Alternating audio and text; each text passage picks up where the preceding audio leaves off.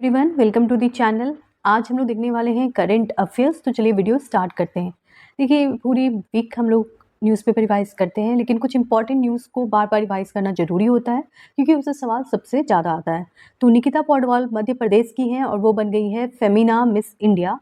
ये पूरा जो इवेंट था वो हुआ है महाराष्ट्र में, और ये जो इवेंट है वो 16th एडिशन है। 16th edition of Miss India competition held in Maharashtra, और वहाँ पे फेमिना मिस इंडिया बनी है निकिता पौडवाल, जो कि आपको यहाँ पिक्चर में दिख रही हैं। चलिए आगे बढ़ते हैं। Nayab Singh Saini become the new chief minister of Haryana. Haryana के नए चीफ मिनिस्टर सेलेक्ट हो गए हैं, जिनका नया नाम है नयाब सिंह सैनी। नयाब सिंह सैनी जो कि पंचकुला से सिलेक्ट हुए हैं, और नयाब सिंह सैनी का जन्म हुआ था 1970 में। वो as a politician chief minister of Haryana बने हैं, और ये इनका सेकंड टर्म है क्योंकि फर्स्ट टर्म इनका मार्च में था, यानी मार्च में ही ये बन गए थे हरियाणा के चीफ मिनिस्टर। और फिर अभी हाल में इलेक्शन हुआ है, और इलेक्शन के बाद ये सेलेक्ट हुए हैं हरियाणा के चीफ मिनिस्टर की तरह। नयाब सिंह सैनी की बात करें तो ये जो हैं ये हरियाणा लेजिस्लेटिव असेंबली में मिनिस्टर रह चुके हैं, और अभी हाल में ये बन गए हैं सीएम। नीमा रिंजी शर्पा काफ़ी न्यूज़ में है क्योंकि इन्होंने क्लाइम किया है 14 पिक्स, जो कि 8000 मीटर से ऊंचा है। यानी कि माउंट एवरेस्ट को जो क्लाइम करते हैं उनको शर्पा कहते हैं। नेपाली होते हैं जो कि ये क्लाइम करते हैं, और उनको शर्पा नाम दिया गया है। तो ये जो शर्पा है जिनका नाम है नीमा रिंजे, इन्होंने अद्भुत काम किया है क्योंकि ये 14 पीक जो कि 8000 मीटर से ऊपर है वहाँ पे क्लाइम किया है। अच्छा, आप मुझे बताइए माउंट एवरेस्ट का हाइट क्या है? 8846। ये हाइट है आपके माउंट एवरेस्ट का। ठीक है, ये हाइट है हमारे माउंट एवरेस्ट का, और इसके जो 14 पीक है उसको क्लाइम किया है नीमा रिंजी शर्पा ने। चलिए आगे बढ़ते हैं अगले मोस्ट इंपॉर्टेंट न्यूज़ की तरफ। तो अग्नि अस्त्र, आर्मी चीफ उपेंद्र द्विवेदी ने लॉन्च किया है अग्नि अस्त्र, जो कि मल्टी टारगेट डिटेंशन डिवाइस है। ये कहाँ लॉन्च किया गया है? ये लॉन्च किया गया है गैंगटोक में। ठीक है, और ये कन्वेंशनल वॉरफेयर और काउंटर करता है टेररिज्म को। अग्नि अस्त्र। New chairman of Tata trust बनते हैं रतन टाटा के हाफ ब्रदर न्यूल टाटा, जो कि अब बन गए हैं चेयरमैन टाटा ट्रस्ट के। टाटा ट्रस्ट एक्चुअली में टाटा सन का 66% स्टेक होल्डर है। टाटा सन प्राइवेट लिमिटेड पेरेंट कंपनी है टाटा ग्रुप की। ठीक है, और ये टाटा बिजनेस को संभालते हैं। इनका नाम क्या है, ये क्वेश्चन आ सकता है। तो ये है न्यूल टाटा, जो कि न्यू चेयरमैन बन गए हैं टाटा ट्रस्ट के। Sanskrit as a compulsory subject, Uttarakhand मदरसा ने ये डिक्लेयर किया है कि अब संस्कृत भी पढ़ाई होगी मदरसा में। 416 मदरसा में संस्कृत लैंग्वेज को पढ़ाया जाएगा एज अ कंपलसरी लैंग्वेज। ये बात उत्तराखंड के मदरसा एजुकेशन बोर्ड ने क्लियर किया है। 14th महारत्न कंपनी, देखिए नवरत्न कंपनीज ने आपने सुना होगा, महारत्न कंपनीज भी आपने सुना होगा। महारत्न का दर्जा मिलना बहुत बड़ी बात है, और ये दर्जा दिया गया है HAL को, यानी कि हिंदुस्तान एरोनॉटिक्स लिमिटेड को। Hindustan aeronautics limited 14th number का महारत्न कंपनी बन गया है। तो अभी तक कितने महारत्न कंपनी थे? टोटल 13 थे, और अब हो गए हैं 14 क्योंकि HAL को मिल गया है महारत्न का दर्जा। हिंदुस्तान एरोनॉटिक्स लिमिटेड एक Indian public sector aerospace and defence company है, जो कि हेड क्वार्टर कहाँ है इसका हेड क्वार्टर बैंगलोर में है। ये बना था 1940 में। हिंदुस्तान एरोनॉटिक्स लिमिटेड मैन्युफैक्चर और डिज़ाइन करता है फाइटर जेट को, हेलीकॉप्टर को, जेट इंजन को, और ये हार्डवेयर डेवलपमेंट में भी है। आसियान समिट को देख लेते हैं। 21st का आसियान समिट हुआ 10 अक्टूबर 2024 को लाओस में। ठीक है, आसियान समिट बहुत इंपॉर्टेंट है क्योंकि इंडिया एक्ट ईस्ट पॉलिसी के अंतर्गत इस समिट में पार्टिसिपेट की है। Act east policy means we have to work for north eastern countries. North eastern country से हमें जुड़ने की आवश्यकता है। इसी संदर्भ में आसियान समिट में इंडिया ने पार्टिसिपेट किया है। आसियान समिट एक इंडिया कॉम्प्रिहेंसिव स्ट्रेटजिक पार्टनरशिप के अंतर्गत इंडिया ने इसमें पार्टिसिपेट किया है, क्योंकि आसियान समिट का इंडिया मेंबर नहीं है। ठीक है, आसियान समिट क्या होता है? Association of south east Asian nation को आसियान कहते हैं। ठीक है, इसका फुल फॉर्म बहुत इंपॉर्टेंट है। क्या होता है full form? Association of south east Asian nation. जिसका एम होता है प्रमोट करना इकोनॉमिक और सिक्योरिटी कॉर्पोरेशन बढ़ाना। इसके अंतर्गत कितने मेंबर हैं आसियान में? तो टोटल 10 मेंबर है। कौन कौन? ब्रुनई, कंबोडिया, इंडोनेशिया, लाओस, उसके अलावा Myanmar, Malaysia, Philippines, Singapore, Thailand and Vietnam. ठीक है, तो ये सारे कंट्रीज जो है ये आसियान समिट के मेंबर है। और अभी आसियान समिट कहाँ हो रहा है? लाओस में। ठीक है, इसमें 11th मेंबर भी पहुंचे क्योंकि 11th मेंबर सेलेक्ट हो गए हैं। वो कौन से मेंबर है? वो है तिमोर लेस्टे कंट्री, ये 11th कंट्री है। तो टोटल कितने मेंबर हैं आसियान समिट में? ये क्वेश्चन आ सकता है क्योंकि अब बढ़ गए हैं, अब हो गए हैं टोटल 11 मेंबर। क्या इंडिया इसका मेंबर है? तो नहीं, इंडिया इसका मेंबर नहीं है। इंडिया क्या है? डायलॉग पार्टनर है आसियान कंट्रीज का। डायलॉग पार्टनर इंडिया के अलावा और कौन सी कंट्री है? तो चाइना है, जापान है, साउथ कोरिया है, न्यूजीलैंड है और ऑस्ट्रेलिया है। तो इन ग्रुप में इंडिया आती है। ठीक है, तो इंडिया क्या है? इसकी मेंबर नहीं है लेकिन डायलॉग पार्टनर कंट्री है। और इसी कंट्री में चाइना भी आता है, इसी में साउथ कोरिया भी आता है, इसी में जापान भी आता है, ऑस्ट्रेलिया भी आता है और न्यूजीलैंड भी आता है। तो आसियान समिट बहुत ही इंपॉर्टेंट समिट है जिसमें अभी हाल में इंडिया ने पार्टिसिपेट किया। Indian president visit, yes, Indian president कहाँ गई हैं? अल्जीरिया गई, मॉरिटेनिया गई और मलावी गई। ये तीनों ही कंट्री कहाँ है जरा देख लेते हैं। तो देखिए, ये है अफ्रीका का मैप। अफ्रीका कॉन्टिनेंट जो है उसके वेस्टर्न साइड में ये कंट्रीज है। आपने मोरक्को देखा होगा, मोरक्को काफ़ी फेमस कंट्री है। उसके जस्ट नीचे है अल्जीरिया, माली एंड मोरिटानिया। ठीक है, तो ये मोरिटानिया, ये तीनों कंट्री की विजिट करती है हमारी प्रेसिडेंट द्रौपदी मुर्मू। और क्यों विजिट करती हैं? ताकि हम एक अच्छा पार्टनरशिप डेवलप कर सके इन वेस्टर्न अफ्रीकन कंट्रीज के साथ। अचीवमेंट ऑफ इंडिया, बहुत ही बड़ी अचीवमेंट इंडिया को मिली है। वो क्या है देखते हैं। तो WHO ने डिक्लेयर किया है कि इंडिया ने एलिमिनेट कर दिया है ट्रोकोमा डिजीज़ को। अब इंडिया 3rd कंट्री बन गई है जो कि एलिमिनेट की है इस डिजीज़ को। तो फर्स्ट 2 कंट्री कौन सी है? ये सवाल आएगा। तो पहला है नेपाल और दूसरा है म्यांमार। नेपाल म्यांमार के बाद इंडिया 3rd कंट्री बन गई है जो कि एलिमिनेट की है ट्रोकोमा को। ट्रोकोमा क्या है? ट्रोकोमा एक बैक्टीरियल इन्फेक्शन डिजीज़ है जो कि एक बैक्टीरिया से होता है। उस बैक्टीरिया का नाम है क्लैमिडिया ट्रोकोमैटिस। यहाँ पे नाम है क्लैमिडिया ट्रोकोमैटिस। ये कैल्मिनिया ट्रोकोमैटिस जो है ये ट्रोकोमा बीमारी करती है।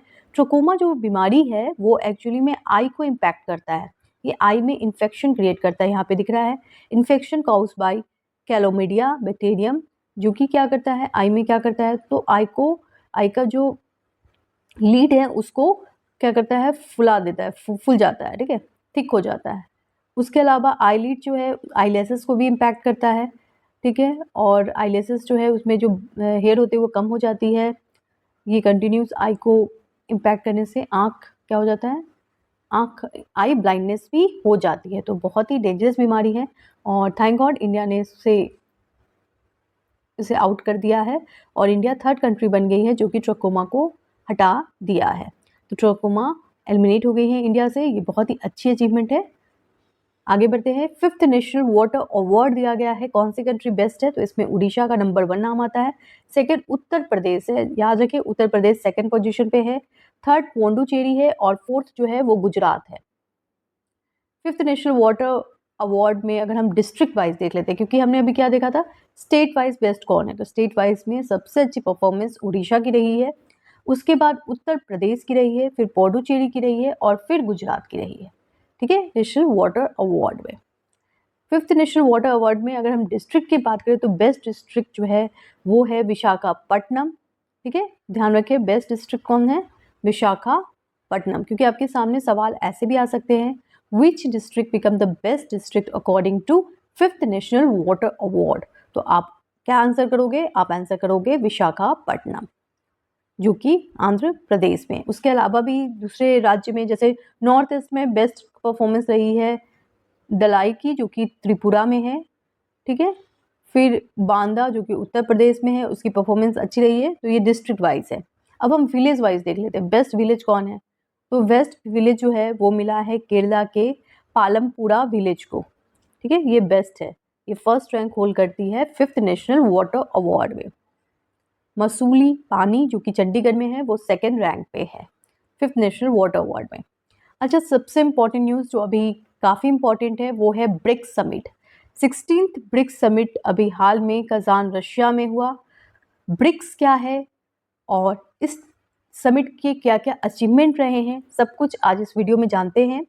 16th BRICS summit was held at Kazan Russia in 2006। 4 country Brazil, Russia, India, China यानी कि ब्रिक कंट्री साथ में आते हैं और G8 समिट चल रहा था। उसी समिट में डिसाइड किया गया कि हम 4 कंट्रीज़ भी अपना एक ग्रुप बनाएंगे जिसका नाम रखेंगे ब्रिक्स, ब्रिक। ठीक है, कौन कौन सी कंट्री थी? ब्राज़ील, रशिया, इंडिया और चाइना ने डिसाइड किया 2006 में। फाइनली 2009 में ये बना और पहला समिट हुआ। तो फर्स्ट ब्रिक्स समिट कब हुआ था? 2009 में हुआ था। 2010 में साउथ अफ्रीका भी इस ग्रुप का मेंबर बन जाता है और 2011 तक ब्रिक जो है वो बन जाता है ब्रिक्स, क्योंकि इसमें कौन जुड़ गया है? S for South Africa. ठीक है, तो टोटल कितने कंट्री थे उस टाइम? उस टाइम तो 5 कंट्री थे। काफ़ी दिनों तक 5 कंट्री रहे, लेकिन अब इसकी संख्या बहुत बढ़ गई है और अभी रिसेंटली और भी कंट्रीज है इस ग्रुप को पार्टिसिपेट किया है, जैसे इजिप्ट, इथोपिया, सऊदी अरब और UAE। ये जो कंट्रीज है ये जुड़ गए हैं ब्रिक्स से और न्यू मेंबर की तरह आए हैं।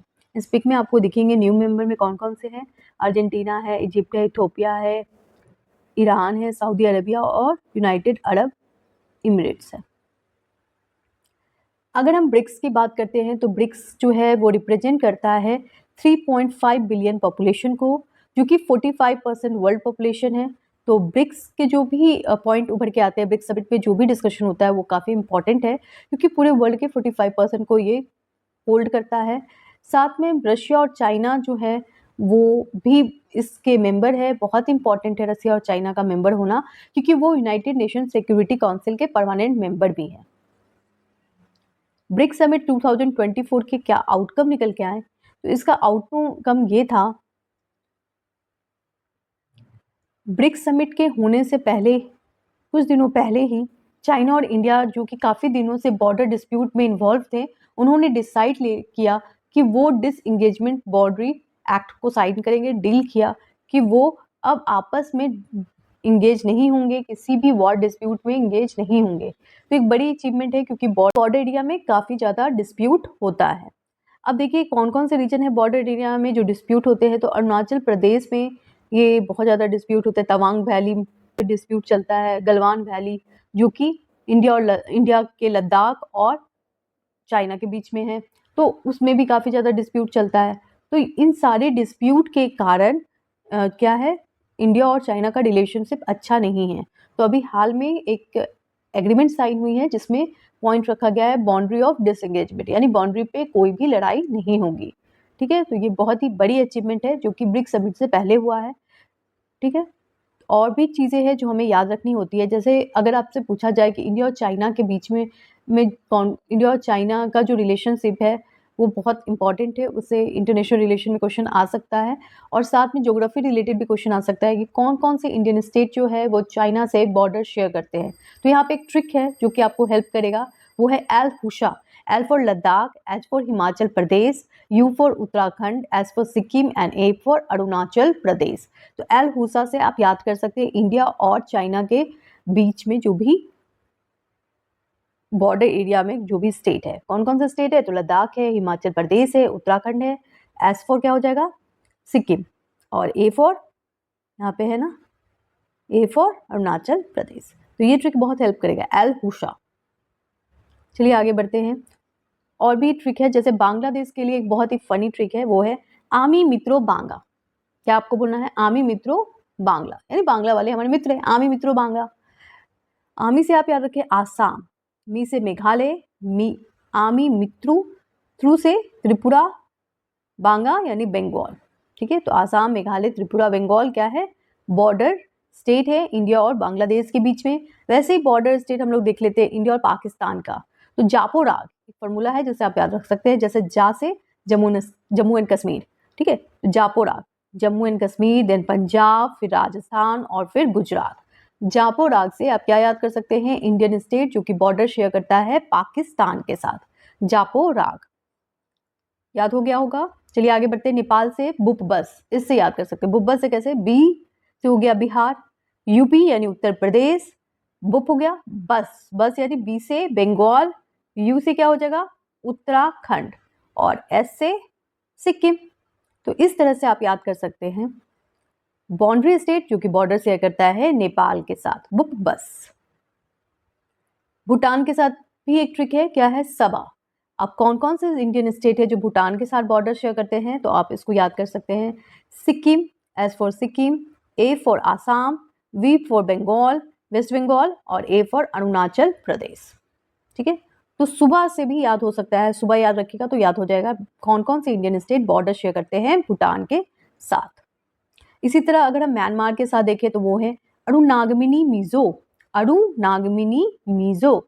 अरु से क्या हो जाएगा, अरु से अरुण, अरुण से क्या हो जाएगा अरुणाचल प्रदेश। अरुण नागमी, नागा से हो जाएगा नागालैंड, मणि से हो जाएगा मणिपुर और मिजो से मिजोरम। ठीक है, तो अरुण नागमनी मिजो से आप याद रख सकते हैं वो इंडियन स्टेट जो कि बॉर्डर शेयर करते हैं किसके साथ, म्यांमार के साथ। आगे बढ़ते हैं। कजान डिक्लेरेशन में क्या क्या पॉइंट डिस्कस हुआ, बहुत इंपॉर्टेंट। तो कजान डिक्लेरेशन जो कि ब्रिक्स समिट के बीच में हुआ है, उसमें कुछ डिक्लेरेशन हुए हैं, उन डिक्लेरेशन को कजान डिक्लेरेशन कहा गया है। वो डिक्लेरेशन किससे रिलेटेड है, पूरे वर्ल्ड इकोनॉमी से रिलेटेड है, ग्लोबल ट्रेड से रिलेटेड है, सस्टेनेबल डेवलपमेंट गोल के बारे में डिस्कस किया गया इस पूरे मीट में। यहाँ तक कि रशिया यूक्रेन कॉन्फ्लिक्ट के बारे में भी डिस्कशन हुआ। खैर इसमें कोई रिजल्ट तो नहीं आया, लेकिन ये हुआ कि रशिया यूक्रेन कॉन्फ्लिक्ट में रशिया ने अपना पॉइंट रखा। रशिया ने बोला कि नाटो को रोकने के लिए उसने यूक्रेन पे अटैक किया है। Declaration express concern at the rise of violence and continuing arming conflict, जिसमें इजराइल और हमास की भी बात रखी गई और ग्लोबल पीस के बारे में डिस्कशन हुआ और किस तरह से हम लोग एज अ ब्रिक नेशन पूरे वर्ल्ड को बचा सकते हैं वर्ल्ड वॉर से, इस बारे में डिस्कशन हुआ। उसके अलावा सस्टेनेबल डेवलपमेंट गोल में क्या अचीवमेंट हुई है, क्या बाकी रह गया है, ठीक है, इस बारे में भी पूरा डिस्कशन हुआ इस पूरे मीट में। 3 न्यू एयरपोर्ट का इनोग्रेशन किया है हमारे प्राइम मिनिस्टर नरेंद्र मोदी जी ने। और ये जो 3 न्यू एयरपोर्ट है वो कहाँ बनने वाला है, पहला छत्तीसगढ़, दूसरा मध्य प्रदेश और तीसरा उत्तर प्रदेश। तीनों ही बहुत इंपॉर्टेंट है। और ये पूरा जो इनोग्रेशन है वो किस स्कीम के अंतर्गत किया गया है, उस स्कीम का नाम है उड़ान, उड़े देश का आम नागरिक स्कीम के अंतर्गत। कौन कौन से एयरपोर्ट है, तो रेवा एयरपोर्ट जो कि मध्य प्रदेश में है, अंबिकापुर जो कि छत्तीसगढ़ में है और सहारनपुर कहाँ है, उत्तर प्रदेश में है। तो ये तीनों ही याद रखें आप, रेवा इन मध्य प्रदेश, अंबिकापुर इन छत्तीसगढ़ एंड सहारनपुर इन उत्तर प्रदेश। यहाँ पे 3 नए एयरपोर्ट बनने वाले हैं। Bihar gate 2nd tiger reserve, yes big news, Bihar को दूसरा टाइगर रिजर्व मिल गया है जिसका नाम है Kaimur tiger reserve. Kaimur tiger reserve जो है वो कैमूर में है। कैमूर कहाँ है, वेस्टर्न चंपारण रीजन में है कैमूर टाइगर रिजर्व। जो पहला टाइगर रिजर्व था वो कहाँ था, वाल्मीकि टाइगर रिजर्व जो कि चंपारण में, वेस्ट चंपारण में है वाल्मीकि। और ये दूसरा है जिसका नाम है कैमूर जो कि कैमूर रीजन में है। ठीक है, ये चंपारण में नहीं है, ये कहाँ है, कैमूर रीजन में है जिसका नाम है कैमूर टाइगर रिजर्व, क्योंकि इससे पहले ये वाइल्ड लाइफ सेंचुरी नाम से जाना जाता था, कैमूर वाइल्ड लाइफ सेंचुरी। अब क्या बन गया है, कैमूर टाइगर रिजर्व। ठीक है, तो इस तरह से आप याद रखें, बहुत इंपॉर्टेंट न्यूज़ है। First dry port to Bihar, पहला ड्राई पोर्ट भी बिहार को मिला है जो कि बहुत इंपॉर्टेंट न्यूज़ है। ये कहाँ पे मिला है, तो ये ड्राई पोर्ट जो है वो बनने वाला है बिहटा में। और बिहटा कहाँ है, बिहटा जो है वो पटना से ज़्यादा दूर नहीं है, पटना के पास ही है, पटना के आगे यहाँ पे आपको बिहटा दिखेगा। ठीक है, ये बिहार का मैप है, बिहार का कैपिटल है पटना और पटना के पास है बिहटा। बिहटा यहाँ पे दिख रहा है आपको, बिहटा जो है वो पटना के पास है और ये बना है ड्राई पोर्ट। ठीक है, यहाँ पे बन रहा है ड्राई पोर्ट जो कि इंटरनेशनल ट्रेड में सपोर्ट करेगा। तो ये है इंपॉर्टेंट न्यूज़। अगर आपको कोई भी डाउट है तो ज़रूर पूछें कमेंट बॉक्स में, कुछ भी क्यूरी है, कुछ भी जानना है किसी एग्ज़ाम के बारे में तो आप पूछ सकते हैं यहाँ पर। Thank you to watch the video till last. Video में कहीं भी डाउट हो तो ज़रूर पूछें।